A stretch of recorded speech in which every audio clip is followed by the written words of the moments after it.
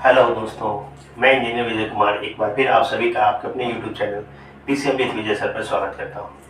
आज की इस वीडियो में मैंने आपके लिए एक बहुत ही इंटरेस्टिंग टॉपिक कह सकते हो आप, लॉगरिदम, जिसको लॉग कहते हैं या लघुगणक कहते हैं, लाया हूँ और इसको बहुत ही आसान वे में समझेंगे। और ये लॉग फिर पहले तो ये काम क्या करता है या इसका क्यों इस्तेमाल है हमें उसको जानना चाहिए। तो लॉग एक ऐसा फंक्शंस है जो आपके कैलकुलेशंस को बहुत हद तक आसान कर देता है। और ये कैलकुलेशन आपके इवन केमिस्ट्री में, फिजिक्स में और मैथमेटिक्स के अंदर भी आता है। यानी लॉग आपके बड़े बड़े समस्याओं को आसान करता है। यानी कि आपको कह सकते हो कि जोड़ को मतलब कि अगर प्रोडक्ट है बहुत बड़े नंबर का तो उसको जोड़ में बदल देता है। अगर आपके बहुत बड़े नंबर का डिवीजन है तो उसको घटाव में बदल देता है। तो ये कहीं ना कहीं हमारे वैल्यू को कम करता है और आसान कर देता है। किसको? तो कैलकुलेशन को। चलिए तो वीडियो को स्टार्ट करते हैं। आज का हमारा टॉपिक है लॉगरिदम। लॉगरिदम जिसको हम लोग कहते हैं लघु गुणक। लघु गुणक मतलब गुणक को छोटा करना, यानी कि लघु करना। ठीक है, तो ये हम आज जानना चाहेंगे कि लघु गुणक या लॉग हमारे काम को कैसे आसान करता है। इसमें थोड़ी सी टॉपिक है उनको जिनको हमको वन बाय वन समझना होगा। ठीक है, तो सबसे पहला पॉइंट जो लॉग के लिए आता है हमारा कि log is never defined for any negative numbers. मतलब लॉग का निर्माण ऋणात्मक संख्याओं को बनाने के लिए नहीं किया जा सकता है। लॉग केवल और केवल पॉजिटिव नंबर के लिए वैलिड है। यानी किसी भी संख्या को जिसका लॉग आप निकालना चाहते हो वो धनात्मक होनी चाहिए। ऋणात्मक संख्याओं का लॉग एग्जिस्ट ही नहीं करता है, डिजाइन ही नहीं किया गया है। तो पहला शर्त है कि log is never defined for negative numbers. ठीक है, ये पहली बात हो गई कि लॉग कभी भी किसी ऋणात्मक संख्या का नहीं निकाला जा सकता है। ठीक है, दूसरी बात है कि अगर आपके पास if n is equal to a to the power x any number है, then x is called logarithm of n on base a। यानी अगर हमारे पास एक चीज है, नंबर है कि n बराबर a के पावर x है, तो हम कह सकते हैं कि x का लॉग जो n आने वाला है वो किस घात पर आने वाला है? a आधार के ऊपर आने वाला है। ठीक है, अब यहाँ से अगर हम लोग लॉग लेते हैं तो लॉग क्या करता है? तो लॉग आपके वैल्यू को इस तरह से लिख सकते हैं। अगर n कोई नंबर था जो कि a के पावर x है, तो हमको अगर उसके आधार a पर, यहाँ a जो है बेस है और n वो नंबर है जिसका आप लॉग लेना चाहते हो, x उसकी वैल्यू निकाल के आ चुकी है लॉग लेने के बाद। ठीक है, तो ये इस तरह से हो गया। अब आइए अगर कहीं ना कहीं हम लोग देखा जाए तो लॉग के लिए हम लोग बात करते हैं। तो लॉग बेसिकली ऐसे तो दो बेस में डिफाइंड होते हैं। एक तो लॉग बेस 10 पे होता है, यानी 10 आधार लिया जाता है लॉग का, और नहीं तो एक होता है ई क्या है?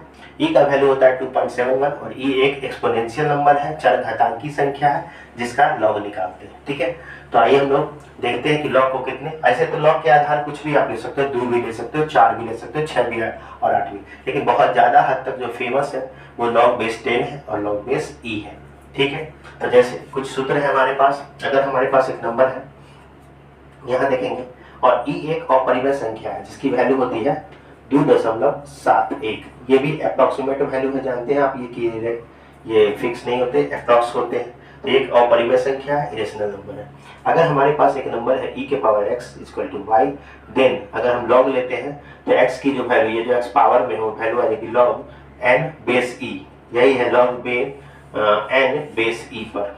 ठीक, अगर वही देखा जाए तो अगर हमको 10 के पावर कोई संख्या x दे दी गई है जहाँ 10 बेस है और x क्या है? उसके घात है, तो आप कह सकते हो कि y बराबर, तो देन x इक्वल टू हो जाएगा लॉग बेस 10, वो जो नंबर है 10, या आप कह सकते हो यहाँ y लिया तो हमने y ले लेंगे।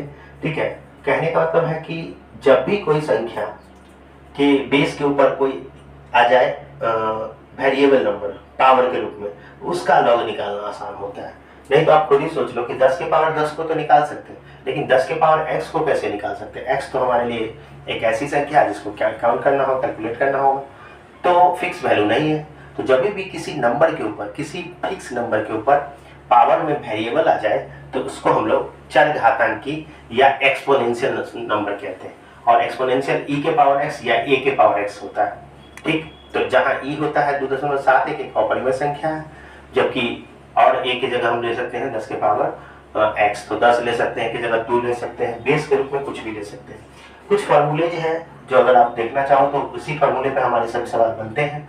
जैसे एक फॉर्मूला है कि यहाँ यदि m और n दो धनात्मक संख्या है, ये लिखा हुआ है कि if m and n are two positive numbers then formula, then log के कुछ फार्मूले होते हैं। जैसे पहला फार्मूला है कि log बेस किस पर, e पर।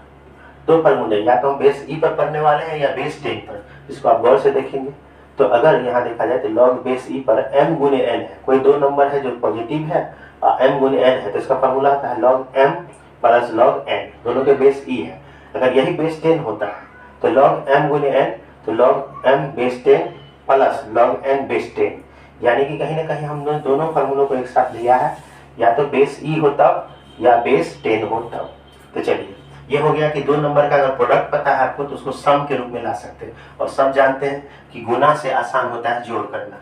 ठीक है, उसी तरह से देखते हैं कि log बेस e पर m बटा n कोई नंबर है जो भाग में है, तो यहाँ क्या होगा log m base e minus log n base e, यानी कहीं ना कहीं ये क्या किया, भाग को घटाव में बदल दिया।